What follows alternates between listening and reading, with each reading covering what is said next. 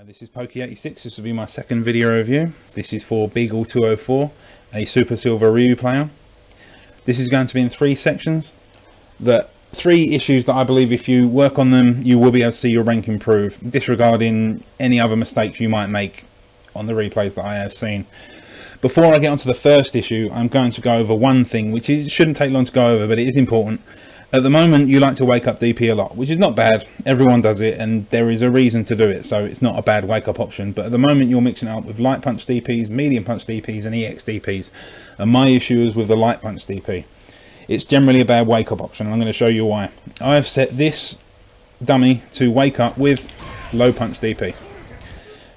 Okay.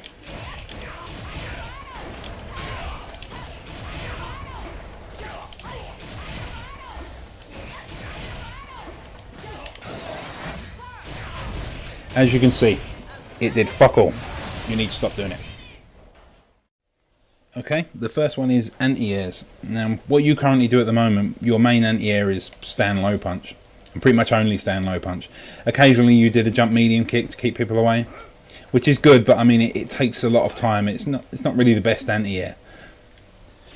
He has loads of anti-airs, bundles, and as he's a zoning character, people generally want to jump into Ryu. So having good anti-air, it's a fundamental. It kind of needs to be learned, certainly if you want to play Ryu. A couple of characters can get away with not learning it. M. Bison, for example, has some pretty shit anti-air, so generally he tries to avoid jump-ins altogether by dashing in and keeping pressure. Ryu doesn't have that luxury. He likes to keep away, but people want to jump in on him. There's no fun way to practice anti-airs, but you can certainly make it faster.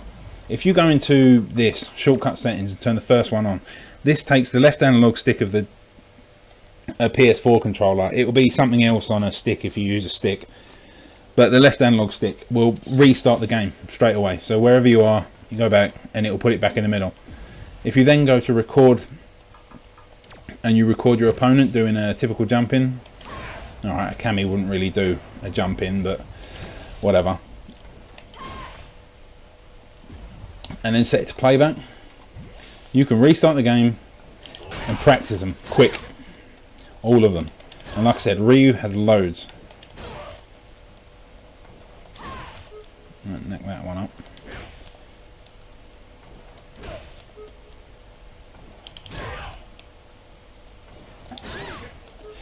If you do this for 5 minutes before you actually go into, say, ranked or battle lounge or whatever, then when you start playing matches, you'll get into the habit of eventually you'll get into the habit of starting using them.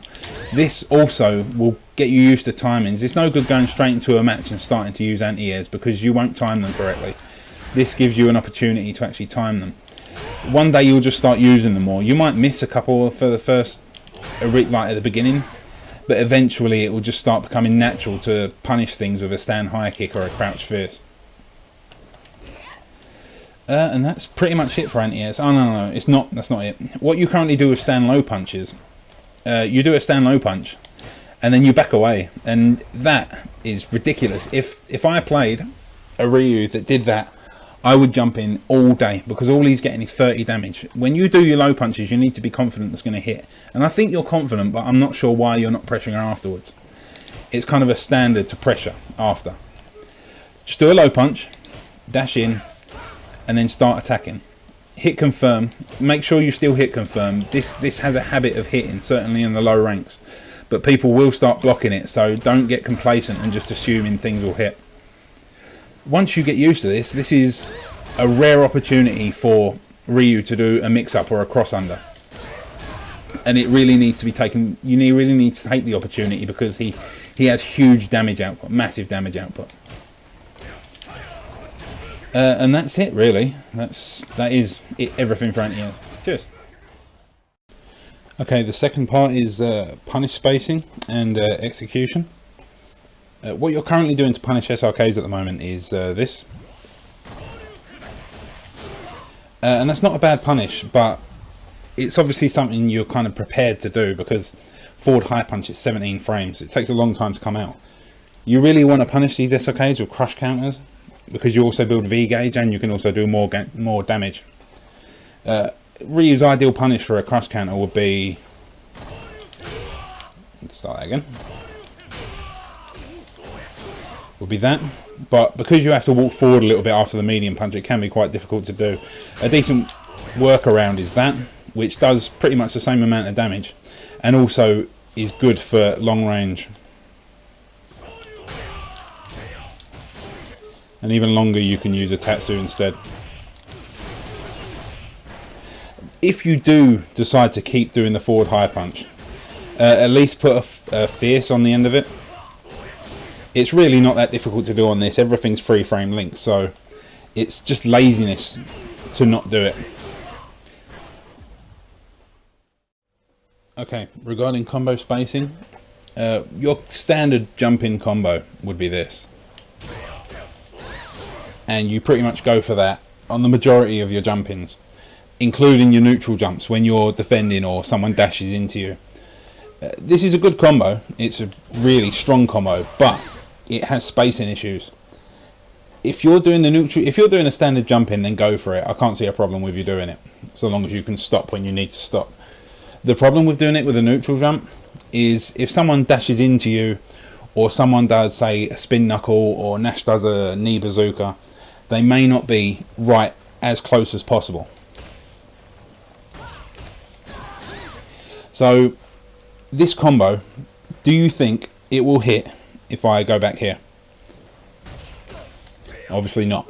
What about this? If I go there, we'll give this a try. Doesn't hit.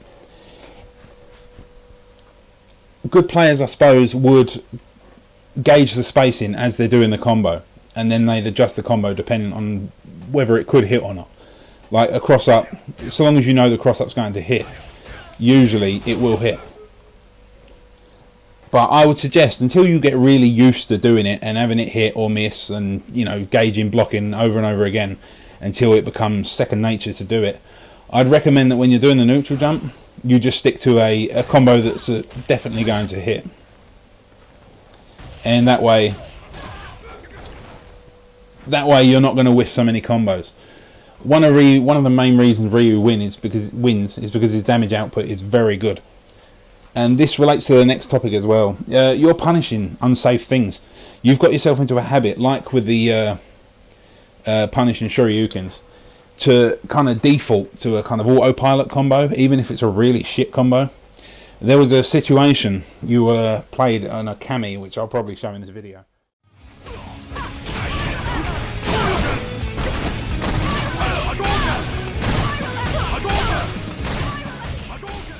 You punished her spiral arrow with crouch medium punch fireball, and these are kind of the situations you really need to take advantage of. Ryu is really good at punishing attacks. This is 4 frames and it can punish most overheads, which a lot of characters don't have the luxury of being able to punish so easily.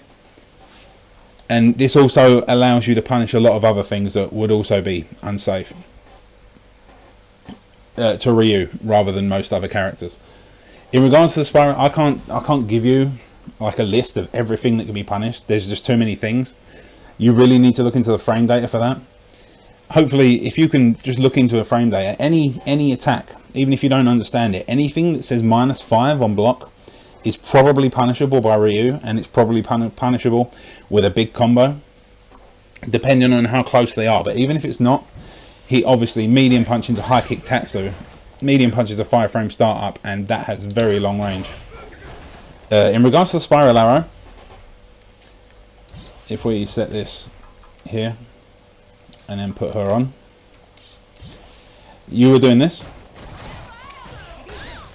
The crouch medium kick is 6 frames, so really you're making life harder for yourself because it doesn't come out as quick as the stand medium punch anyway. On top of that, you've done 104 damage there for your troubles. Now that just tells the Kami player that they can just keep doing this, and they did do it. They did keep doing it, and you kept punishing it with a really crap combo. Even if you did a back throw in this situation, which is faster than the crouch medium kick, you're doing more damage. What you'd really want to do in this situation is stand medium punch into fierce. Easier to do it when I'm not talking. This just comes with practice, and once again it comes with going into training mode. But unlike the jump-ins, just practicing punishing these things for a few minutes gets you into the habit of punishing them correctly, so you really don't need to do them long at all. The downside to this is there are a lot of moves to punish. Everyone does unsafe things. On the top of my head, M. Bison has his target combo, Kami has spiral arrow, Ken and Ryu have low kick tatsus, well, all the tatsus in general. And all these things, if you don't punish them, you're basically letting your opponent get free pressure. And free pressure with moves that are designed to be unsafe to do, which makes it harder for you to win the games because they're doing moves that are unsafe, that do big damage, and you're just letting them get away with it. You'd kick yourself if you saw a Shoryuken, blocked a Shoryuken and failed to punish it. But if you saw Bison's target combo, are you really like that bothered if you failed to punish it or not? Because really you should be. That's basically this part of the... Okay, the last thing is mashing your DPs. Like I said, I'm not going to tell you to stop doing your DPs. I think as you play better people, you're going to learn hard that you can't do it. So I don't need to tell you to stop doing it. You're probably going to reduce the amount of times you do it anyway. What you're currently doing now though, which won't go away unless you make it go away, is mashing your DPs. You're basically doing this.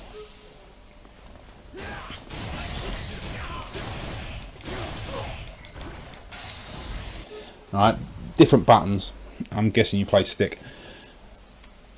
But ultimately the problem with that is you stop looking at the game and you start concentrating on the DP that you want to execute.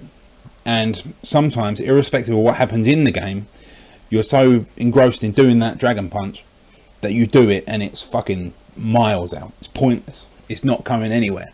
If you time it, not only is it good practice because it gets you in the execution of timing your reversal DPs, it also allows you to concentrate on the game, and when you see it's just a pointless thing to do, you're more likely to not do it.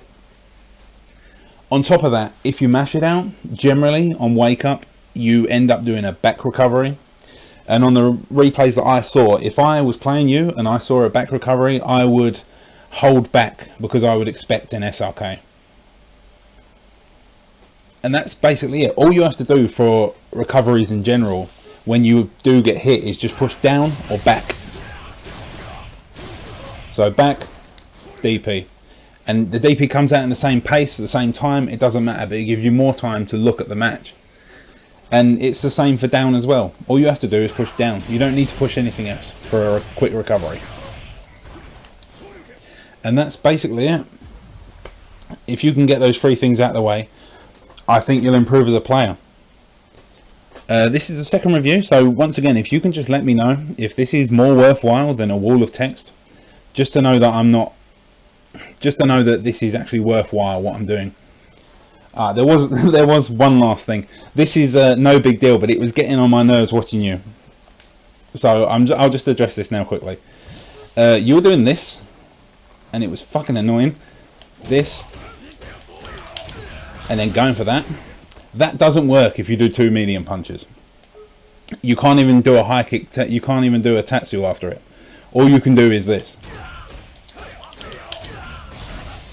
Linked into super. It works in the corner, and in the corner you can get a better combo. Wrong way. In the corner you can get a better combo.